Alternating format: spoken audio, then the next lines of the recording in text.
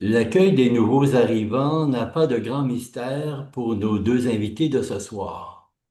Elles en ont fait pratiquement un projet de vie, tant sur le plan professionnel que personnel.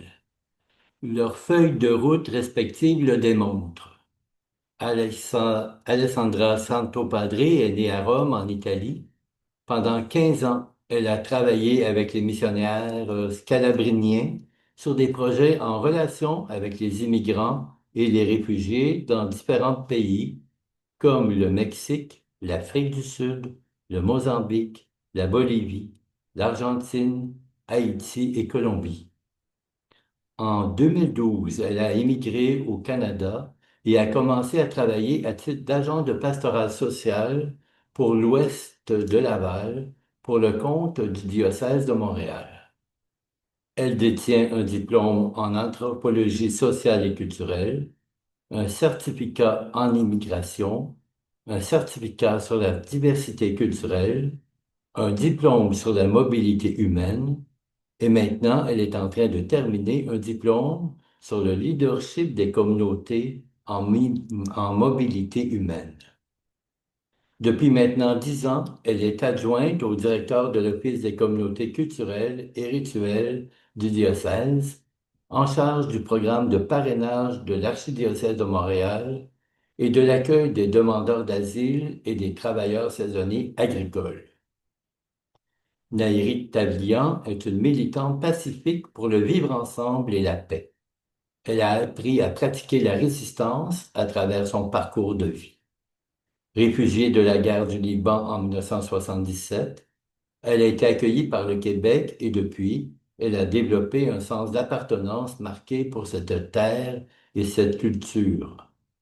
Elle a fondé en 2007 un organisme du nom de Edun qui a parrainé plus de 3000 réfugiés de différentes nationalités. En faisant cela, elle a compris le sens de la résistance, mais aussi de la résilience à travers l'accueil et l'intégration de ces personnes. Nairi est aussi chargée de cours à l'Université de Montréal, où elle offre plusieurs cours, dont un portant sur la communication interculturelle. Elle continue de s'impliquer dans plusieurs organismes en tant que bénévole, notamment comme administratrice au Carrefour Foi et Spiritualité. Merci, mesdames, d'avoir accepté notre invitation pour partager avec nous sur ce sujet qui vous tient à cœur. Alessandra, Nairi, à vous la parole. Eh bien, merci beaucoup, Sylvain. C'est moi qui commence, apparemment. Je suis contente de commencer parce qu'Alessandra va avoir beaucoup de choses pas mal plus intéressantes que moi à dire. Alors, voilà. Euh, d'abord, je vous remercie, d'être ici avec nous ce soir. Ce n'est pas nécessairement un sujet facile, pour quiconque. Euh, mais, comme disait Sylvain, c'est un sujet important, à mon sens. En fait, lorsqu'on a discuté avec Alessandra et Sylvain d'une rencontre sur l'accueil des personnes réfugiées, notamment au Québec, mais en général, j'ai aussitôt pensé au contexte sombre qui marque aujourd'hui l'accueil de celles et ceux qui arrivent d'ailleurs, souvent en situation de vulnérabilité. Et je souhaite vraiment partager humblement, très humblement, avec vous quelques réflexions, non pas pour clore un débat, mais plutôt pour l'ouvrir. L'objectif est de nourrir une conversation, en fait, qui nous aide à poser des questions vives, à renouveler nos regards et peut-être même à donner un sens différent au monde qui nous entoure. Les choses ont beaucoup changé. Le discours public laisse parfois entendre que les Québécois sont peut-être trop accueillants, trop généreux, ce qui, il n'y a pas si longtemps que ça, était salué comme une qualité, apparaît désormais à certains comme une menace pour notre cohésion. Au fil des rencontres et des conversations, j'observe qu'une forme d'intolérance s'installe face à l'autre, différent de nous. Qu'il s'agisse d'une personne sans abri, d'une personne vivant la pauvreté ou d'une personne réfugiée, on ne voit trop souvent que les coûts de l'accueil, jamais ce qu'il permet de créer, de réparer parfois et de transformer. Cette lecture réductrice dresse, à mon sens, des barrières au vivre ensemble. Pardon. Le monde est complexe et exigeant. Les charges du quotidien nous écrasent et nous empêchent parfois de voir, de comprendre et de juger. Justement, c'est le moment de nous informer, de relier les faits et de développer notre sens critique. En tant que citoyennes et citoyens, nous avons à cultiver une culture de résistance, la résistance à la simplification, à l'indifférence, à la peur, et une culture de résilience pour pouvoir poursuivre malgré tout la construction d'un commun, d'un lieu commun partagé par tous, où chacun aura sa place. Cette exigence suppose un travail intérieur, à mon avis. Nous ne pouvons, à mon sens, nourrir une résistance sereine et une résilience durable sans développer notre vie spirituelle. Une quête personnelle de sens, une intériorité, le sentiment d'appartenir à plus grand que nous. Cette spiritualité, loin d'être hors du monde, est une force de transformation quotidienne. Elle affine la connaissance de soi, elle rend plus disponible à l'autre, elle soutient la traversée des épreuves. C'est le premier pas pour résister à la réduction de notre identité à celle de simple consommatrice ou consommateur. Car consentir à ne voir qu'en termes de marché, c'est renoncer à l'éthique et au sens. Et aujourd'hui, fort malheureusement, notre identité de consommateur est en train de grandir beaucoup plus, de prendre beaucoup plus de place que vraiment notre personne en tant qu'humain. Résister, c'est aussi créer, pardon, c'est aussi créer et habiter des lieux de parole et de discernement, comme le carrefour foi et spiritualité. C'est des espaces de liberté où nous pouvons nous retrouver, échanger, nous éduquer et exercer notre jugement à la lumière de nos valeurs. Qui dit liberté touche une valeur fondamentale de la tradition chrétienne. Accueillir est un acte d'humanité, un engagement que nous choisissons librement. Depuis que le monde est monde, les humains s'accueillent. On présente souvent l'accueil comme un geste simple, comme ouvrir une porte, offrir un espace, tendre la main. Mais accueillir dépasse la courtoisie. C'est reconnaître l'autre dans sa singularité, accepter d'être parfois dérangé par sa présence, créer les conditions d'une véritable rencontre. L'accueil engage, il transforme, il bouscule.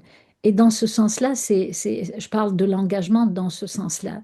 Et dans ce sens-là aussi, comme l'accueil défini comme je viens de le faire, euh, transforme. Et il faut qu'il soit. Ce que je voulais dire, c'est que l'accueil tel que je l'ai défini, devient justement un instrument. C'est ça que je voulais vous dire, un instrument de la résistance. Résister, c'est savoir bien accueillir.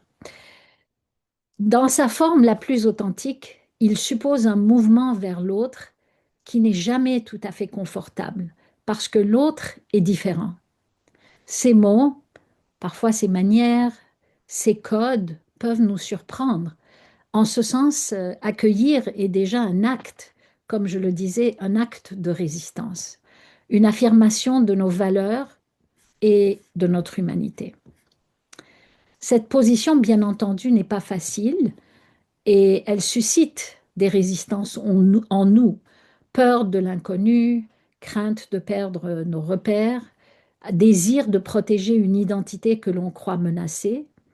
Ces résistances, loin d'être un obstacle, peuvent devenir un point de départ.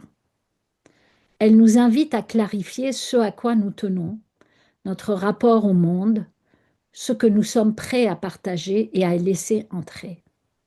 Ainsi, accueillir vraiment demande courage et lucidité. Ce n'est jamais, jamais un acquis. C'est un chemin qui se construit dans l'inconfort apprivoisé, la curiosité et la volonté de rencontrer l'autre dans toute sa complexité. En conclusion, je voulais vous adresser quelques questions, mais je me demande, Sylvain, si tu veux que je pose mes questions pour la réflexion tout de suite ou après que Alessandra puisse aussi s'exprimer. Ben, je sais pas comment vous avez préparé la chose, mais ça pourrait être après, comme maintenant. C'est à vous de voir. C'est vous qui avez le plein contrôle. D'accord. Alors moi, je propose, ben, je vais vous poser mes questions. Nous sommes dans un petit groupe et on est comme dans une petite famille. Je vous pose mes questions, réfléchissez-y, puis surtout avec probablement la présentation d'Alessandra, on va pouvoir aller peut-être un peu plus loin et on va pouvoir peut-être trouver des réponses ensemble. Donc, mes questions sont les suivantes. Qu'est-ce que accueillir signifie pour vous? Dans votre vie, comment elle se manifeste concrètement, cet accueil qu'on appelle l'accueil authentique? De quoi devons-nous résister aujourd'hui, par exemple? À la peur, aux idées simplistes, à l'indifférence, au discours dominant? Peut-être devons-nous résister à nous-mêmes, parce que c'est difficile de résister de nos jours. Les lieux comme le Carrefour Foi et Spiritualité sont-ils, selon vous, nécessaires aujourd'hui?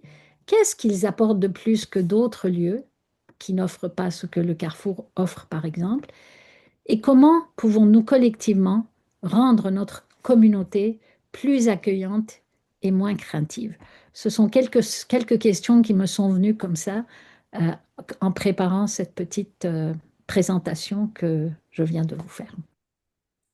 Et merci beaucoup pour votre écoute. Merci, Nayeri. Maintenant, on va permettre à Alessandra. Oui, ben, Oh, excusez-moi. bon- Un peu.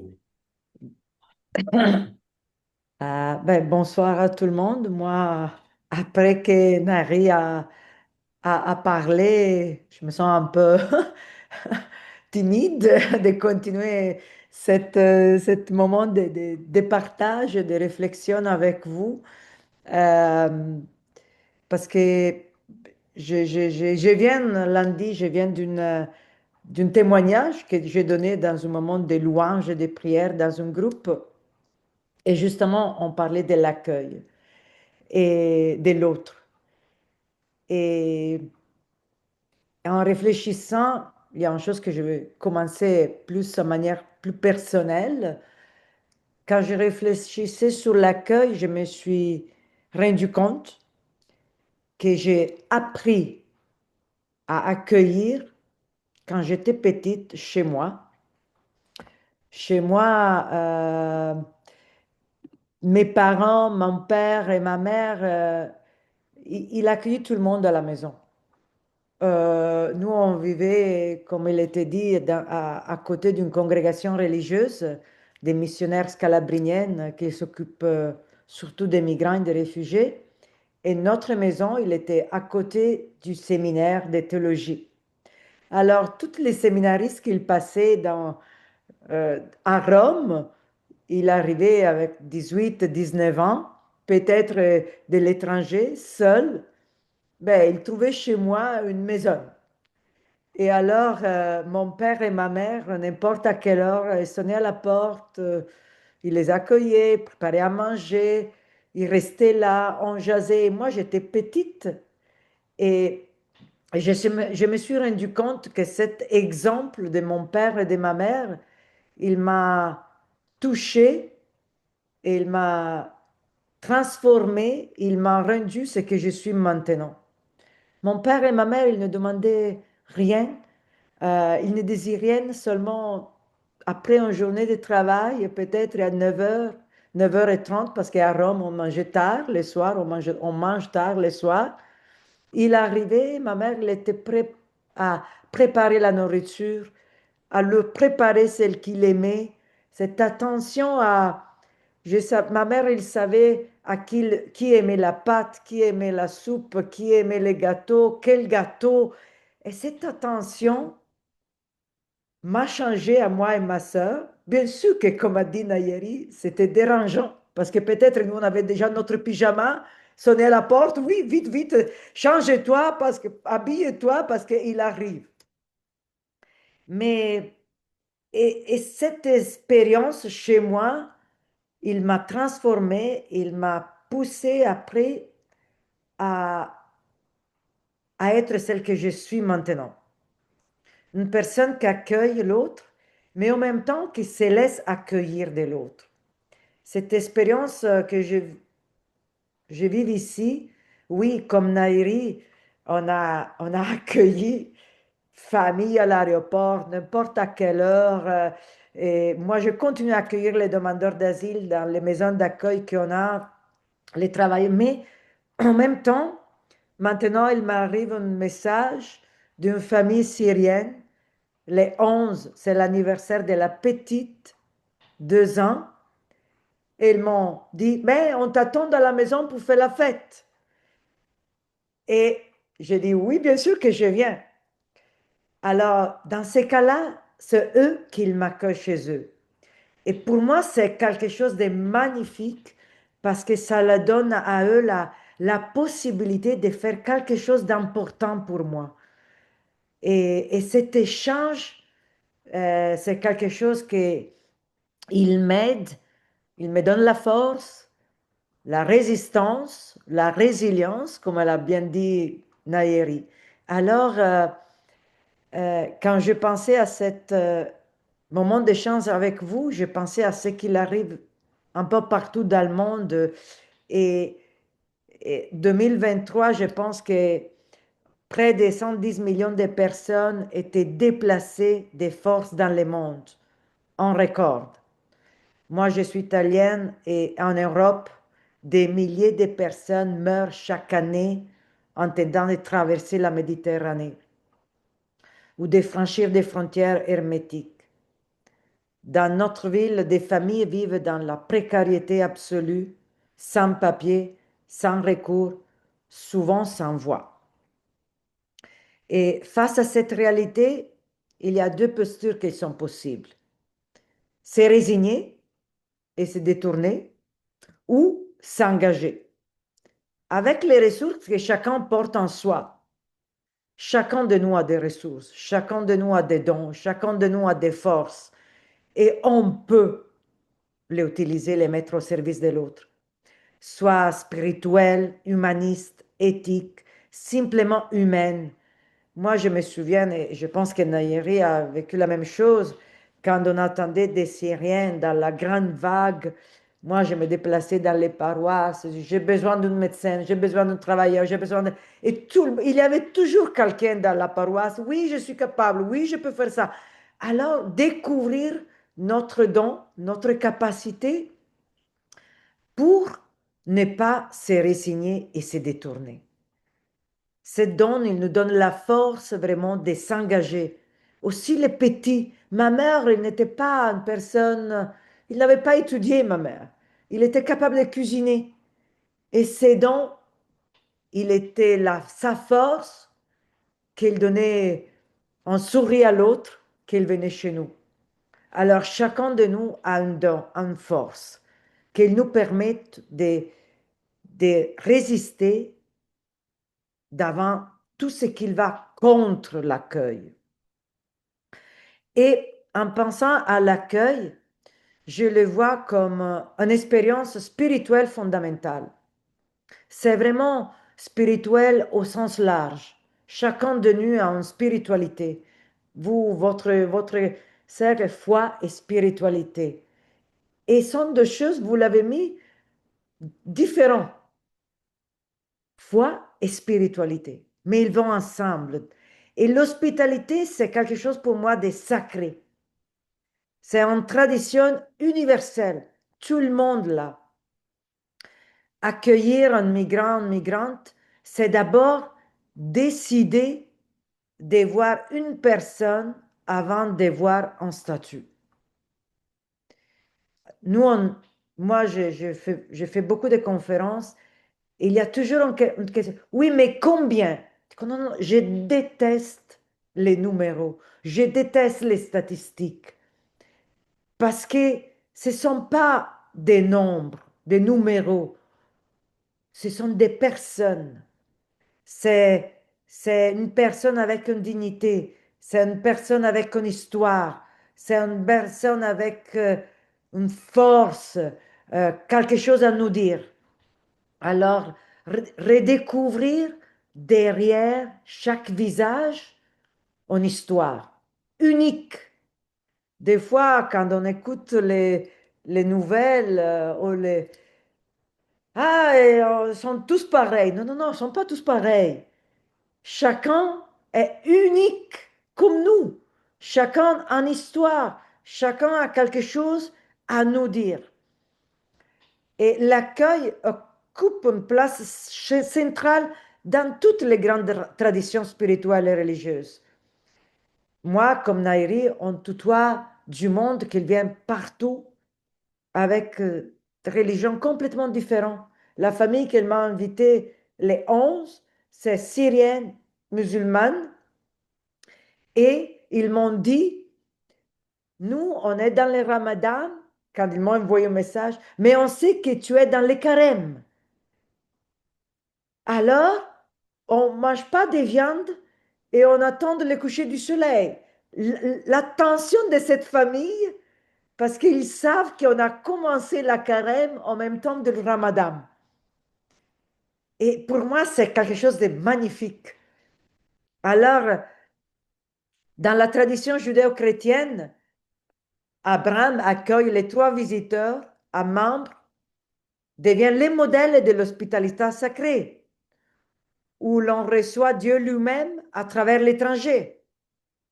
Jésus enseigne que j'étais étrangère et vous m'avez accueilli, faisant de l'accueil un critère de jugement dernier. Dans l'islam, l'hospitalité ouvre l'invité est considéré comme un devoir sacré. Et le prophète Mohammed rappelle que celui qui croit en Dieu et au jour dernier doit honorer son invité. Le bouddhisme cultive la compassion universelle et la bienveillance aimante envers tous les êtres. Et l'hindouisme enseigne Atiti Devo Bhava, l'invité est Dieu. Alors il y a quelque chose qui nous unit à tous et toutes. Et cette universalité de l'accueil dans les traditions spirituelles révèle quelque chose de profondément humain et sacré. La reconnaissance que chaque personne porte en elle une dignité inaliénable, qu'elle est porteuse de la présence divine ou du mystère de l'existence. Ça, accueillir l'autre, c'est donc participer à un geste qui dépasse l'ordre du simple humain pour toucher au sacré. C'est créer un espace où la rencontre devient théophanie. Alors, la dimension spirituelle de l'accueil dit à moi et m'interpelle dans un accueil contemplatif. Aujourd'hui, j'étais à une de notre 2 maisons d'accueil et j'avais un petit bébé récent né. Je l'ai pris, la maman, elle était en train de cuisiner et en coup, le bébé, il s'est endormi. Et j'ai contemplé son visage.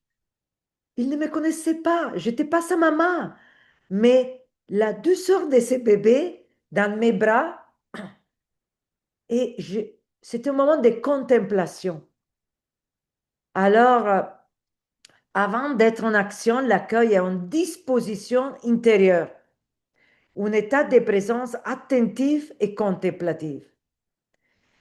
Il s'enracine dans la capacité de faire silence en soi, de se rendre disponible, non seulement physiquement, mais aussi spirituellement. Cette dimension contemplative de l'accueil nous invite à cultiver la conscience du moment présent, à développer une écoute profonde qui va au-delà des mots, à percevoir la présence mystérieuse de l'autre dans toute sa complexité et sa beauté. Les pratiques de l'accueil se préparent à quelque chose qui va au-delà de moi. Et l'accueil comme acte de foi. Accueillir demande un acte de foi profonde. Foi en la beauté fondamentale de l'être humain, malgré ses blessures et ses contradictions. Foi en la possibilité de transformer et de guérison. Pas seulement l'autre que j'accueille, mais de guérison, de transformation aussi de moi. Moi, si je pense à toutes les personnes qui sont passées dans ma vie, ils m'ont guéri, ils m'ont fait grandir, ils m'ont transformé. Foi est une présence plus grande que nous-mêmes. Et alors, quand on parle d'accueil, je pense à bien plus d'un geste d'ouverture. Et dans mon travail au diocèse, accueillir un migrant ou réfugié, c'est reconnaître en lui une personne faite bien sûr à l'image de Dieu. Tu peux l'appeler comme tu veux, mais à l'image de Dieu. Alors, concrètement, cela se traduit de la façon dont on reçoit les gens, quels qu'ils se sont vus, respectés ou en sécurité. Comment mon accueil vers l'autre? Pourquoi je décide d'accueillir l'autre? Et chacun de nous, il peut avoir une réponse. Alors, je me suis rendu compte aussi que l'accueil ne suffit pas. Accueillir est nécessaire, mais insuffisant. Si des personnes meurent en Méditerranée, si des enfants sont enfermés dans des centres de détention, si les demandeurs d'asile sont exposés à des délais absurdes qui les laissent sans ressources pendant des années, alors l'accueil individuel, aussi beau soit-il, ne suffit pas. Il faut aussi résister. Il faut un accueil communautaire. Je pense à maman, ça fait 7 ans qu'elle est arrivée avec 3 enfants, demandeurs d'asile. Ça fait 7 ans qu'ils attendent la réunification avec son épouse. Ça, c'est injuste. Résister, c'est refuser de considérer comme normale une situation qui ne l'est pas. C'est nommer l'injustice par son nom. Car s'engager collectivement pour changer les lois, les pratiques, les mentalités. Les grandes figures prophétiques, Martin Luther King, Gandhi, Mandela, mais aussi les milliers de militantes anonymes nous montrent que la résistance est une forme d'amour exigeante. Alors, ne détournez pas le visage de votre prochain. Cette phrase, tirée d'une tradition ancienne, résonne différemment quand le prochain est un homme début dans le but d'un camp de réfugiés, ou une femme qui attend depuis 3 ans en réponse administrative. Elle nous rappelle que le détournement du regard est un choix et que nos contraires l'est aussi. C'est à nous de décider de retourner nos visages ou de ne pas les retourner. Ce que c'est sûr, c'est que l'indifférence n'est pas nôtre. Dans un monde où des politiques actives produisent la souffrance, ne rien faire est un choix. Agir, à quelque échelle que soit, c'est un autre choix. C'est quoi le choix? Notre choix. Alors, il y a une phrase d'Edoardo Galeano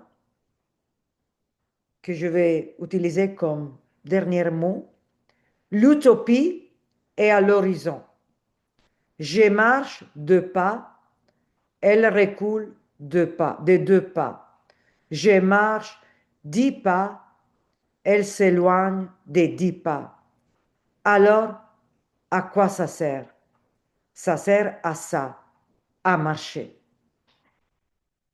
Merci. Merci beaucoup, Alessandra. Je pense qu'on pourrait, Naïri, si tu veux revenir et animer peut-être cette période de questions que tu nous avais proposée un peu plus tôt. Animé, je ne sais pas, mais peut-être que je- j'aimerais entendre les réactions. Alessandra, c'était très, très, très touchant ce que tu as dit. Ça m'a beaucoup touché, moi. Toute la question des choix que nous avons, que nous faisons des choix constamment et que on n'a pas la possibilité ou le luxe aujourd'hui de ne pas faire les meilleurs choix possibles. Mais en fait, c'est ça. Je voulais juste avoir les réactions que ça vous suscite en écoutant tout ça.